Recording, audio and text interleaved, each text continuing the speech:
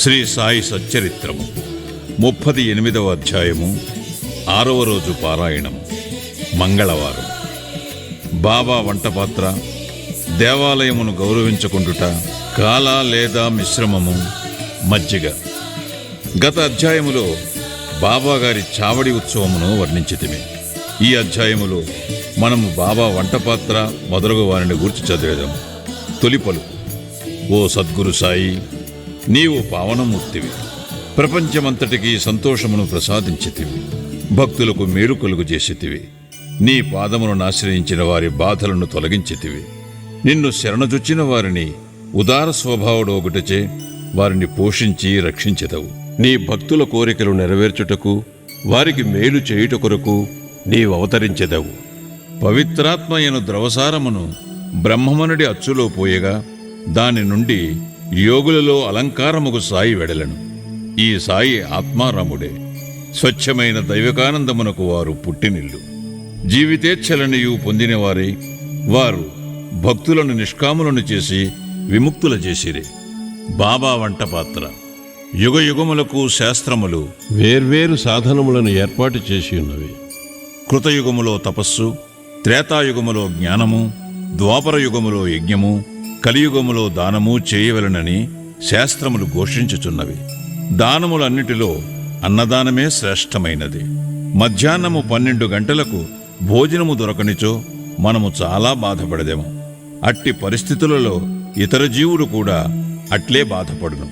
ఈ విషయము తెలిసి ఎవరైతే బీదలకు, ఆకలితో నున్నవారికి భోజనము పెట్టెదరో వారే గొప్ప దాతలు. తైత్రేయోపనిషత్తు ఇట్లు చెప్పుచున్నది: ఆహారమే పరబ్రహ్మ స్వరూపము. ఆహారము నుండియే సమస్త జీవులు ఉద్భవించినవి. చచ్చిన పిమ్మటనవి తిరిగి ఆహారములో ప్రవేశించును. మిట్ట మధ్యాహ్నము మన ఇంటికెవరైనా అతిథి వచ్చినచో వారిని ఆహ్వానించి భోజనము పెట్టుట మన విధి. ఇతర దానములు అనగా ధనము, బట్టలు మొదలగునవి ఇచ్చినప్పుడు కొంత విచక్షణ కావలను. కానీ ఆహార విషయములో అట్టి ఆలోచన అనవసరము. మన ఇంటికి మిట్ట మధ్యాహ్నం ఎవరు వచ్చినను వారికి మొట్టమొదట భోజనము పెట్టవలను.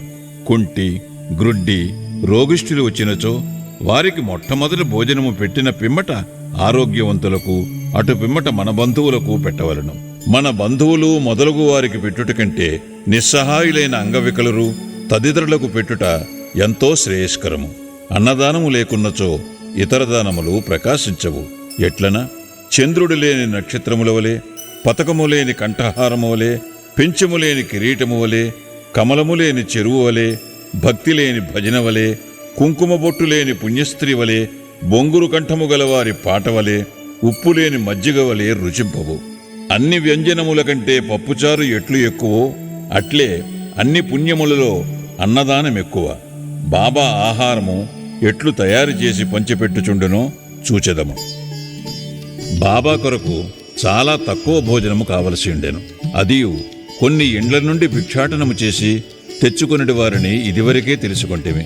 ఏనాడైనా అందరికీ భోజనము పెట్టవలనని బాబా నిశ్చయించుకున్నచో మొదటి నుండి చివరి వరకు కావలసిన ఏర్పాట్లన్నీ వారే స్వయముగా చేసుకునేటివారు. ఈ విషయమై వారు ఇతరులపై ఆధారపడలేదు, ఎవరికినీ బాధ కలుగు చేయలేదు. మొట్టమొదట బజారుకు వెళ్లి ధాన్యము, పిండి, మసాలా దినుసులు మొదలగునవి అన్నీయూ నగదునిచ్చుకునేటివారు. వారే విసురుచుండెడివారు. మసీదు ముందున్న ఖాళీ స్థలములో మధ్యన పొయ్యి పెట్టి దానిపై పెద్ద వంటపాత్రలో కొలత ప్రకారము నీళ్లు పోసి పెట్టిడివారు. వారి వద్ద వంటపాత్రలు 2 గలవు. ఒకటి పెద్దది, 100 మందికి సరిపోవునది. రెండవది చిన్నది, 50 మందికి మాత్రము సరిపోవునది. ఒక్కొక్కప్పుడు చక్కెర పొంగలి వండేవారు, మరొకప్పుడు మాంసపు పులావు వండేవారు. ఒక్కొక్కప్పుడు పప్పుచారు ఉడుకునప్పుడు గోధుమ పిండి బిళ్ళలు అందులోనికి వదిలేవారు. మసాలా వస్తువులను చక్కగా నూరి వంటపాత్రలో వేసేవారు. పదార్థములు చాలా రుచిగా ఉండుటకు ఎంత శ్రమ తీసుకుని వెళ్ళనో అంత శ్రమను పడుచుండేవారు. అప్పుడప్పుడు అంబలి వండేవారు. అనగా జొన్న పిండిని నీళ్లలో ఉడకబెట్టి దానిని మజ్జిగలో కలుపుచుండేవారు. భోజన పదార్థములతో ఆ అంబలిని కూడా అందరికీ కొంచెము కొంచెముగా పెట్టేవారు.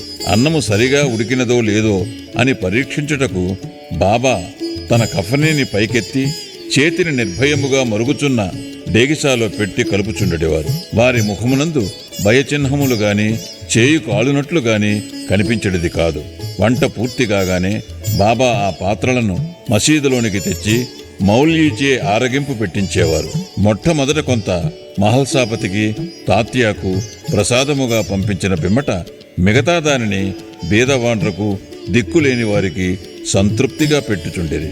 బాబా స్వయముగా తన చేతులతో తయారు చేసి స్వయముగా వడ్డించగా భోజనము చేసిన వారు నిజముగా ఎంతో పుణ్యాత్ములు, అదృష్టవంతులై ఉండవలెను. బాబా తన భక్తులందరికీ శాకాహారము మాంసాహారము ఒకే రీతిగా పెట్టుచుండెనాయని ఎవరికైనా సందేహము కలుగవచ్చును. దీనికి జవాబు సులభము, సామాన్యమైనది.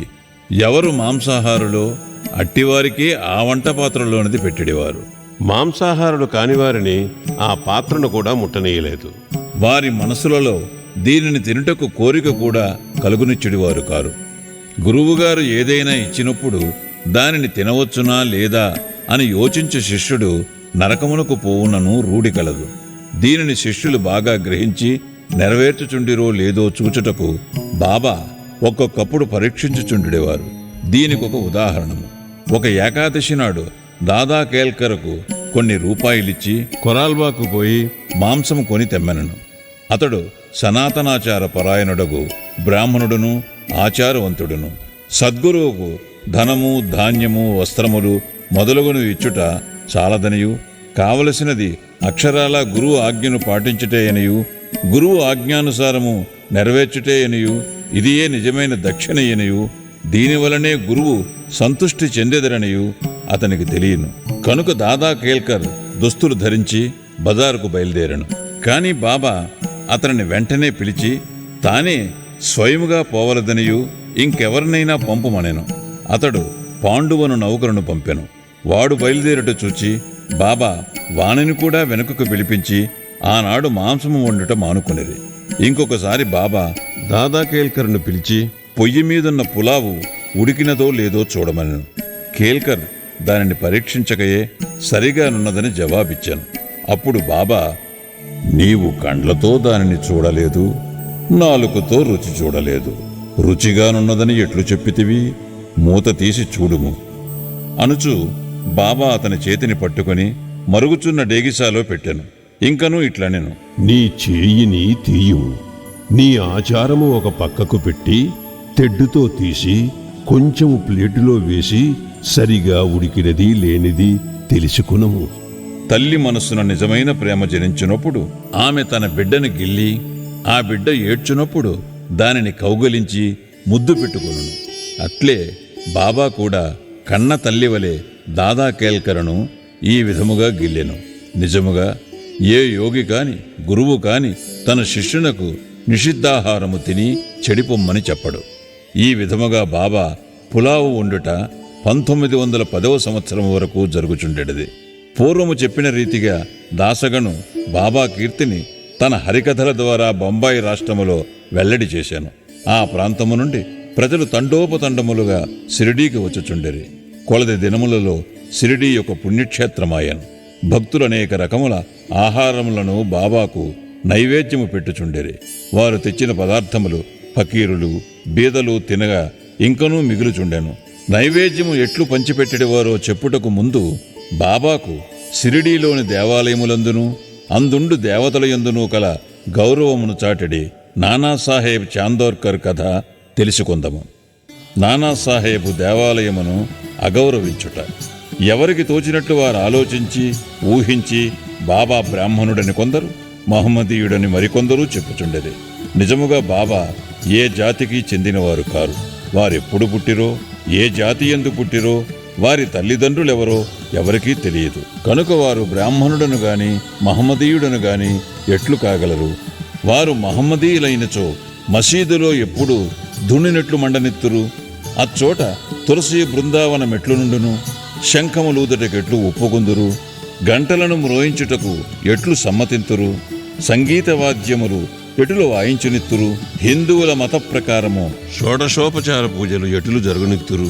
వారు మహమ్మదీయులైనచో వారి చెవులకు కుట్లు ఎట్లుండును? గ్రామములోని హిందూ దేవాలయములన్నిటినీ ఏల మరమ్మత్తు చేయించిరి. బాబా హిందూ దేవాలయములను దేవతలను ఏమాత్రం అగౌరవించినను ఊరుకొనివారు కారు. ఒకనాడు నానాసాహెబ్ చాందోర్కర్ తన షడ్డకుడకు బినీవాలియాతో షిరిడీకి వచ్చాను. బాబా వద్ద కూర్చొని మాట్లాడుచుండగా నానా మీద బాబా హఠాత్తుగా కోపగించి, నా సహవాసము ఇన్నాళ్లు చేసియు ఇట్లేల చేసేటివి అనేను. నానాసాహెబు మొదట దీనిని గ్రహించలేకపోయాను కనుక అదేమిటో వివరించవలసినదిగా ప్రార్థించాను. కోపర్గాం నుండి షిరిడీకి ఎట్లు వచ్చితివని బాబా అతనిని అడిగాను. నానాసాహెబ్ వెంటనే తన తప్పు గ్రహించాను. సాధారణముగా షిరిడీకి పోవునప్పుడెల్లా నానాసాహెబ్ కోపర్గాములో దిగి దత్త దర్శనము చేసుకునేవాడు. కాని ఈసారి తన బంధువు దత్తభక్తుడైనప్పటికీ అతనిని కూడా వెళ్ళనీయక ఆలస్యమైపోవునని చెప్పుచూ తిన్నగా షిరిడీకి చేర్చాను. ఇదంతయు బాబాకు తెలియజేయచ్చు తాను గోదావరిలో స్నానము చేయనప్పుడు ఒక ముళ్ళు పాదములో గుచ్చుకొని తనను చాలా బాధ పెట్టెనని చెప్పాను. బాబా అది కొంతవరకు ప్రాయశ్చిత్తమే అనుచు ఇక మీదట జాగ్రత్తయని హెచ్చరించాను. కాల మిశ్రమము. ఇక నైవేద్యమెట్లు పంచిపెట్టెడువారో చూచెదము. హారతి పిమ్మట భక్తులందరికీ ఊదీతో తమ ఆశీర్వాదములు ఇచ్చి పంపివేసిన పిమ్మట బాబా మసీదులోనికి పోయి నింబారు వైపు వీపు పెట్టి కూర్చునుచుండెరి. కుడివైపు ఎడమవైపు భక్తులు పంక్తులలో కూర్చునుచుండెరి. నైవేద్యము తెచ్చిన భక్తులు పళ్ళెములను మసీదులో పెట్టి బాబా ఆశీర్వాదములకై ఊదీకై కనిపెట్టుకుని బయట నిలుచుచుండిరి. అన్ని రకముల ప్రసాదములు బాబాకు వచ్చుచుండెడివి. పూరీలు, మండెగలు, బొబ్బట్లు, బాసుంది, సాంజా, పరమాన్నము మొదలగునవన్నీ ఒకే పాత్రలో వేసి బాబా ముందుంచువారు. బాబా దీనిని దైవమునకు అర్పించి పావనమునర్చుచుండెను. అందులో కొంత భాగము బయట కనిపెట్టుకుని ఉన్నవారికి పంచి తక్కినది బాబాకు అటూ ఇటూ 2 వరుసలలో కూర్చుండిన భక్తులు సంతృప్తిగా తినిచుండేది. శ్యామ, నానాసాహెబ్ నిమోన్కర్ వడ్డించువారు. వచ్చిన వారి సౌకర్యములను వీరు చూచువారు. వారా పనిని అతి జాగ్రత్తగాను ఇష్టముగాను చేయుచుండేది. తిన్నట్టి ప్రతి రేణువు కూడా తృప్తియు సత్తువయు కలుగు చేయుచుండెను. అది అట్టి రుచి, ప్రేమ, శక్తి కలిగిన ఆహారము. అది సదా శుభ్రమైనది, పవిత్రమైనది. ఒక గిన్నెడు మజ్జిగ. ఒకనాడు హేమాడ్ పంత్ మసీదులో అందరితో కడుపు నిండా తినెను.